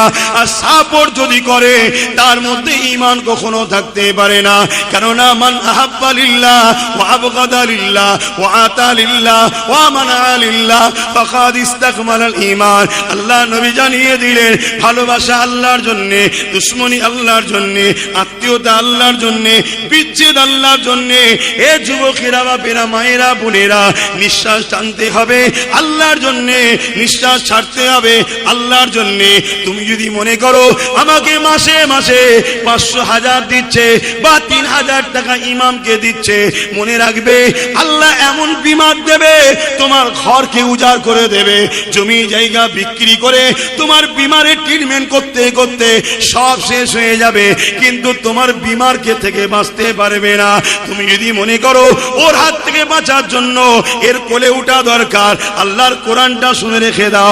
নবী পাক কোরআনে জানিয়ে দিয়ে, আমার আল্লাহ কোরআনে জানিয়ে দিয়েছে, তোরা আমিও আমার আল্লাহ রাসূলকে ছেড়ে যার উপরে ভরসা করবি, যার উপরে ডিপেন্ড করবি, আমি আল্লাহ তার মস্তিষ্ককে এমন ভাবে তৈরি করব, তার হাতে আমি আল্লাহ তোদেরকে জিল্লাত দিয়ে শেষ করে দেব। শুনছেন তো নাকি? তাহলে বাঁচাবার মালিক কে? ওই যে মুরব্বী মৌলানা কি বলেছিল, আল্লাহ আছে। পৃথিবীর বড় জালিম ছিল চেঙ্গিস খান। এরা তো ছোট ছোট জালিম রে বাবা। চেঙ্গিস খানের নাম শুনলে পৃথিবী কাঁপতো।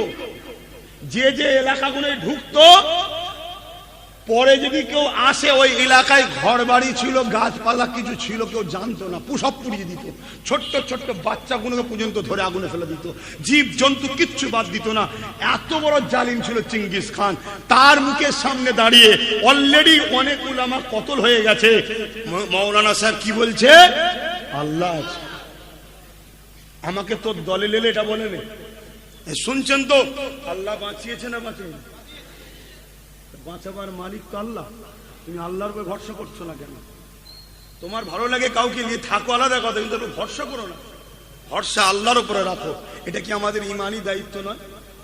আর এই কথাগুলো কোরআন হাদিসের পক্ষে যেসব উলামারা বলে হক কথা, তাদেরই ওয়াজে ডিস্টার্ব হয়, তাদের জলসাগুলোকে ডিস্টার্ব করা হয়, তাদেরই আশা বন্ধ করা হয়, তাদেরকে রুকা হয়। আর যারা ওই শাররুল উলামা এসে বড় বড় স্টেজ গরম করে ঘুরিয়ে ফিরিয়ে সব আল্লাহ রসুলের থেকে সরিয়ে জালিমদের দিকে নিয়ে যায়, ওদেরকে হাজারো প্রোটেকশন দেওয়া হয়, ভিআইপি জায়গায় বলার সুযোগ দেওয়া হয়। শুনছেন? আপনারা ভাববেন যে এইটুকু ছেলে কি বোঝে। শোনেন বাপ, হতভাগা আকবরের নাম শুনেছেন? একটু বলেন। হতভাগা আকবরও এইরকম শয়তানি শুরু করেছিল। সে ছিল মোগলে আজম, ভারতের রাজা। একটু বলি নাকি না দোয়া করে দেবো? হতভাগা আকবর ছিল মোগলে আজম, ভারতের রাজা। এখন তো রাজা নয়, ভোটাভুটিতে হয়, তাই তো নাকি? কিন্তু ভোটাভুটি মানুষ দেয় না, মেশিন দেয়। কে দেয়? মেশিন। কপাল মেশিন দেয় এখন। যাক, তারপরও রাজা তো কেউ নয়, একটা সংবিধান আছে না নাই? তখন ছিল মোগলে আজম, ও যা বলবে তাই।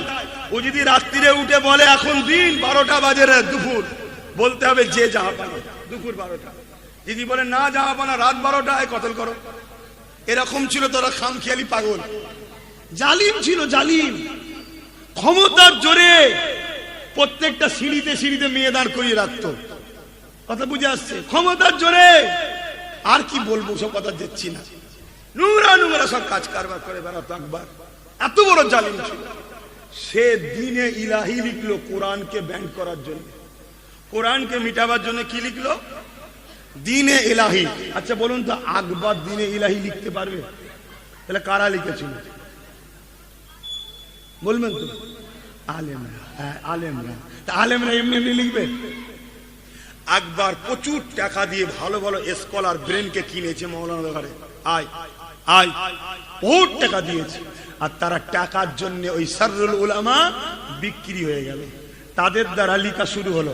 কি লিখলো? কিতাবটার নাম দিনে ইলাহি। কোরআনের বিরুদ্ধে অনেক বড় কথা। মুজাদ্দেদ আল পেসানি হুজুর বিরোধী শুরু করলো।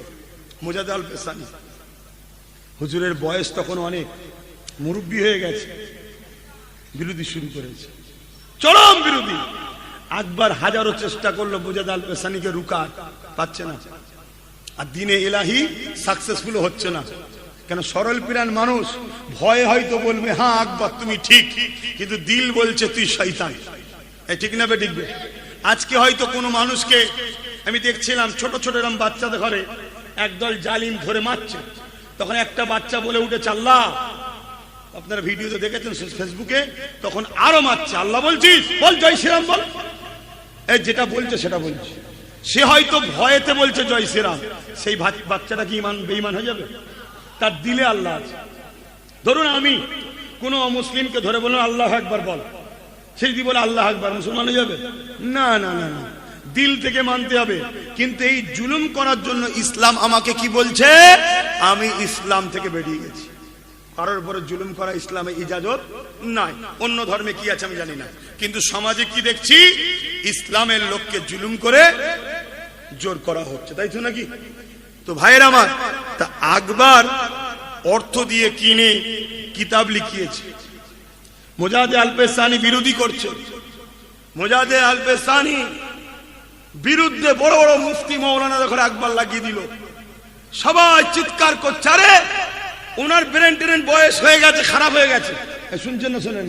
যেমন অনেক আজকে বলে ফচকে কি জানে আব্বাস সিদ্দিকী, বলে না বলে না, এটা শুনতে হবে, ভাব এসব কিছু করার নেই, যুগে যুগে হয়ে এসছে। তো মুজাহিদ আল-পেশানির বিরুদ্ধে বড় বড় মুফতি মৌলানাকে লিখিয়ে দিল। তারা টাকা খেয়ে মসজিদে দাঁড়িয়ে, মেম্বারে দাঁড়িয়ে, স্টেজে দাঁড়িয়ে সব জায়গায় মুজাহিদ আল-পেশানির বিরুদ্ধে বলছে, কিন্তু হকের হাকিমকে আল্লাহ মুজাহিদ আল-পেশানিকে দমাতে পারছে না। তাই আকবর কি করলো, মুজাহিদ আল-পেশানিকে বিরাট এক ময়দানে ডাক দিল, লড়াইয়ের জন্য ডাক, চলে আসো চলে আসো। মুজাহিদ আল-পেশানি অ্যাকসেপ্ট করলেন, হুজুর আমার, রওনা দিলেন, বাবারা কে কোথায় আছো চলো, আল্লাহর পরীক্ষায় কামিয়াবি হতে হবে।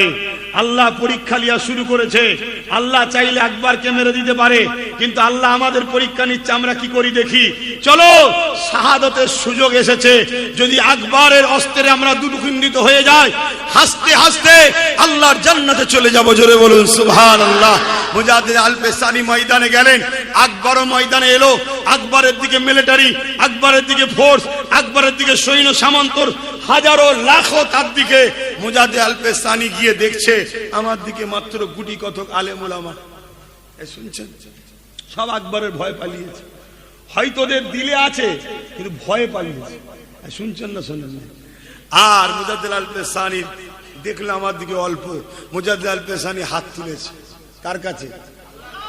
আল্লাহর কাছে হাত তুলে বলছে, আল্লাহ আপনি তো বলেছেন যার কেউ নেই আমি আছি, যার কেউ নেই আমি আছি। আল্লাহ আপনি তো বলেছেন মজলুমের সাথে আমি, হকের সাথে আমি। আল্লাহ আপনি যখন আমার সাথে আছেন, আল্লাহ আপনি সাহায্য করেন, জোরে বলুন সুবহানাল্লাহ। কামিয়াবিটা দেন আল্লাহ, কামিয়াবি দেন। আল্লাহর পক্ষে থেকে দোয়া কবুল হয়ে গেল, তুফান আসা শুরু হলো, বিশাল তুফান এসে মুজাহিদ আল-পেশানি এবং তার পক্ষে যারা ছিল তাদের উপর দিয়ে তুফান গিয়ে সামনে আকবর ও তার বাহিনী যারা ছিল, আলেম উলামা, মুফতি মৌলানা, ওই সাররুল দুনিয়াদার বক্তা, সব আল্লাহ মেরে জাহান্নামে পাঠিয়ে দিল। মুজাহিদ আল-পেশানিকে কামিয়াবি দিল, জোরে বলুন সুবহানাল্লাহ, আরো জোরে বলুন সুবহানাল্লাহ। আপনারা ঘাবড়ে যাচ্ছেন? হ্যাঁ, হকের পক্ষে থেকে সাহাবা হুজুররা সবসময় দোয়া চাইতেন, আল্লাহ আমি যেন শহীদ হই, আমি যেন শহীদ হই। তো যাক ভাই, এই অবস্থায় অল্প কিছু কথা বললাম, আমার কথাতে ভাষাতে ব্যবহারে কেউ কষ্ট পেলেন? ওয়াকাফ ধ্বংস হয়ে যাবে, মসজিদ মাদ্রাসা ধ্বংস হয়ে যাবে, প্রতিবাদের দরকার আছে না নাই? তা আপনাদের এই এলাকায় কোন জায়গায় যদি প্রতিবাদ সবার ডাক দিই, আমি আব্বাস সিদ্দিকী, আমার ভাইয়ের আব্বারা খবর পেলে একটু পাশে দাঁড়ানো যাবে তো নাকি? হাত তুলে বলুন, যাওয়া যাবে তো নাকি? আলহামদুলিল্লাহ। একবার না 100 বার, যতবার ডাকবো কোরআন দিনের জন্য পাশে পাবো তো নাকি? যদি আমি কলিকাতায় ডাক দিই, হাত তুলে বলুন, পাক্কা কথা তো নাকি? আলহামদুলিল্লাহ। আমি সব জায়গায় ঘুরে ঘুরে ঘুরে ঘুরে প্রোগ্রাম করে করে দেখছি, কেন্দ্রে একটু হলেও পিছিয়েছে, যদি পিছিয়ে যায় ভালো, না হয় কলিকাতার রাজপথে 20-30 লক্ষ লোকের একটা টার্গেট রেখেছি, হবে না ইনশাল্লাহ? বলুন না ইনশাল্লাহ। ওই 20-30 লক্ষের মধ্যে আপনাদেরও যেন পাওয়া যায়। কি গো, যাবেন না? সব জায়গায় যাচ্ছেন, মেয়ের বাড়ি, ছেলের বাড়ি, কুটুম বাড়ি, সবার জন্য যাচ্ছেন, ডাক্তারখানা, চিকিৎসা, বন্ধুকে দেখতে। আল্লাহর দিনের জন্য যাবেন না? কি গো, যাবেন না? ফ্রি বিরিয়ানি 200 টাকা লিবার জন্য কাফের নেতা, বেঈমান নেতা, ঘুষখোর নেতা, চোর নেতার মুখের দিকে তাকিয়ে বসে যেতে যাইছেন, আল্লাহর দিনের জন্য যাবেন না? বলুন ইনশাআল্লাহ। আমার আব্বার আমার কথাই কষ্ট পেচ্ছেন, আমি একটু কড়া কড়া কথা বলে ফেলি। কেন বলি জানেন? আল্লাহ ও রসুলের জন্য বলি। কথা বুঝছেন তো নাকি? মনে কষ্ট পেচ্ছেন না তো আব্বা জান? কিন্তু কথা কার জন্য বলছে? আল্লাহ ও রসুলের জন্য। যাক, আমার ওলামা এসেছে। ও আমার ইমাম সাহেব ভাই, মাশাআল্লাহ, বহুত দিন পর দেখা। আহা, আল্লাহু আকবার বলেন। হ্যাঁ, আমরা সবাই আপন, দূরে কেন থাকবো? আমরা সবাই আমার আল্লাহ ও রসুলের জন্য এক হয়ে যাই। বলুন আমিন। এক হতে হবে বাপ, এক হতে হবে। আসুন, আমি সংক্ষেপ করছি, ভাই এসেছে আলোচনা করবে, তার আগে একটু সালাম হুজুরকে। ইয়া নবী সালাম।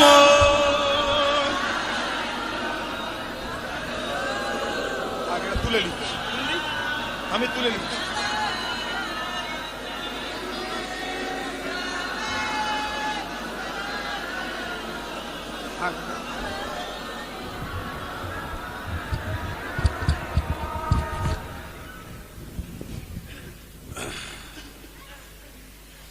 طلع البدر علينا من ثنيات الوداع وجب الشكر علينا ما دعا لله هداي يا نبي سلام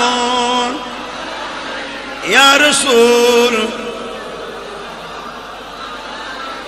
يا حبيب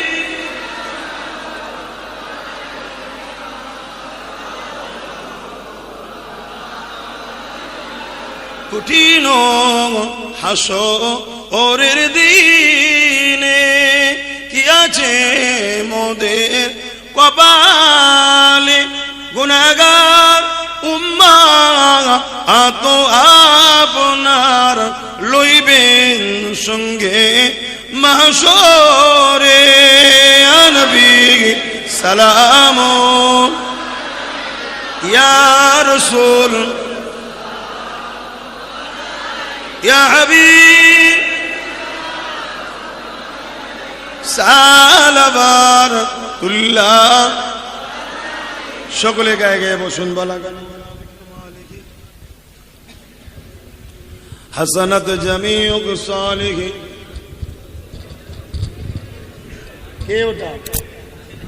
আয় দিকে, আয় দিকে, আয়। তুই এখন বেগুনা বস। মাশাআল্লাহ। কটা ছেলে? দুটোই ছেলে। এটা ছোট বড়? আমাদের মৌলানা সাহেবের ছেলে। আল্লাহ নেক হায়াত দারাজ করুক, আলেমে হাক্কানি করুক, নবীর গোলাম তৈরি করুক। বলুন আমিন। হ্যাঁ, আলেম তো প্রচুর আছে, যে নবীর নয়। খারাপ নেবেন না, খারাপ নেবেন না। ওই ফুটপাতে পড়ে থাকা ভিখারির থেকেও তার অবস্থা খারাপ। শুনছেন তো নাকি? তো যাক, ভাই এসেছে, তিনি আলোচনা করবেন। আমি সংক্ষেপ করছি। আসুন ছোট করে একটু আল্লাহ দরবারে দোয়া। আল্লাহুম্মা আমিন। না, আর কেউ আছে? দোয়া করবে? আর কেউ আছে? কেউ তাহলে উনি শেষ দোয়া করবে। আচ্ছা, আল্লাহুম্মা আমিন।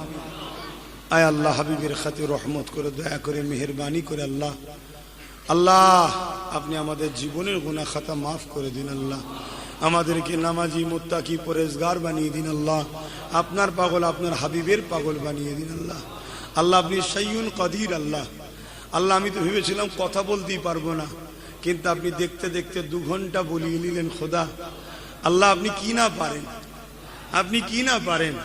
খোদা আপনি আমাদেরকে জান্নাতি যাবার উপযুক্তটাও বানিয়ে নেবেন। আল্লাহ আল্লাহ আপনি যদি খাস দয়া করে না করেন, আমাদের যুবকগুলো কি করে ভালো হবে? আল্লাহ দুনিয়া এদেরকে ঘিরে ফেলেছে। আপনার খাস দয়া ছাড় করে আমাদের যুবক ভাই বোন, বাপ মা সবাইকে আপনি জান্নাতে যাবার যে উপযুক্ত, সেই উপযুক্ত আপনি বানিয়ে দেন। আল্লাহ আমাদের দিলে আপনার ভয় আপনি রেখে দেন। আল্লাহ আপনার হাবিবের ভালোবাসা, মোহাব্বত, আদব রেখে দেন। আল্লাহ আমাদের বাচ্চাগুলোকে আলেমে হাক্কানি, দিনের পাগল বানাবেন। আল্লাহ পাশাপাশি আমাদের ছেলেদেরকে ডাক্তার, উকিল, জজ, ডিএম, বড় বড় আইপিএস অফিসার, বিডিও বানাবেন। পাশাপাশি নবীর প্রেমিক, আপনার প্রেমিকও বানাবেন। আল্লাহ আমিন আমিন আমিন। এই মসজিদ কমিটিকে কবুল করেন, জলসা কমিটিকে কবুল করেন।